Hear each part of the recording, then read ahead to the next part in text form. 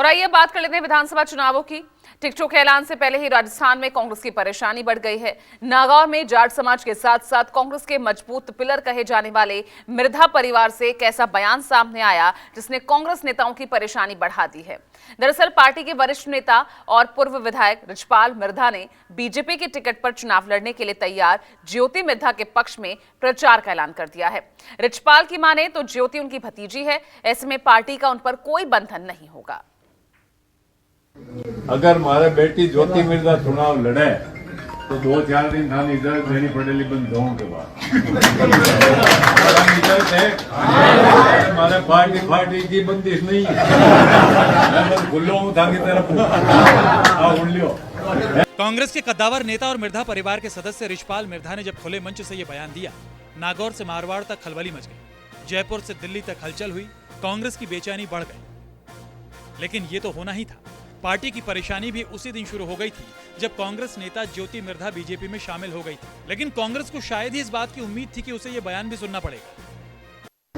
अगर हमारे बेटी ज्योति मिर्धा चुनाव लड़े तो 2-4 दिन थानी इजाजत देनी पड़ेगी बंदों के बाद।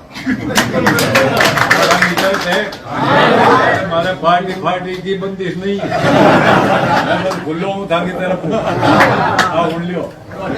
महीने भर पुराना वाकया है जब ज्योति मिर्धा ने अचानक कांग्रेस को बाय बाय कह बीजेपी का दामन थामा था। वही ज्योति मिर्धा जिन्हें कांग्रेस ने नागौर से 2 बार लोकसभा का चुनाव लड़वाया था। अब रिचपाल के बयान ने कांग्रेस के जले पर नमक छिड़क दिया है। अगर हमारे बेटी ज्योति मिर्धा चुनाव लड़े तो 2-4 दिन थानी इजाजत देनी पड़ेगी बंदों के बाद। इजाजत है हमारे पार्टी की बंदिश नहीं है। खुल्लो थानी तरफ गुस्साई कांग्रेस अब रिचपाल को नसीहत दे रही है इस तर्क के साथ कि पार्टी विचारधारा के आधार पर टिकट देती है, ना कि रिश्ते के आधार पर। लिहाजा अगर वो बीजेपी उम्मीदवार के पक्ष में प्रचार करेंगे तो पार्टी उनके खिलाफ कार्रवाई करने से भी नहीं हिचकेगी। मेरा तो स्वागत है, हाथ खुले हैं और जनता जिस तरह से स्वागत कर रही है अभूतपूर्व है। प्रधानमंत्री मोदी जी की सरकार जिस तरह से काम करती है उसी तौर तरीके से राजस्थान सरकार काम करेगी तो डबल इंजन बन जाएगा।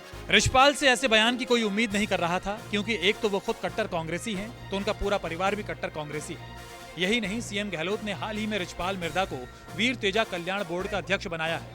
रिचपाल मिर्धा के बेटे विजय सिंह मिर्धा फिलहाल डेगाना से कांग्रेस के विधायक हैं और रिचपाल फिर से बेटे विजय के लिए कांग्रेस से टिकट मांग रहे हैं। रिचपाल के इस बयान ने बीजेपी की बांछें खिला दी, क्योंकि नागौर और मारवाड़ इलाके में मिर्धा परिवार की धाक से सब रूबरू है।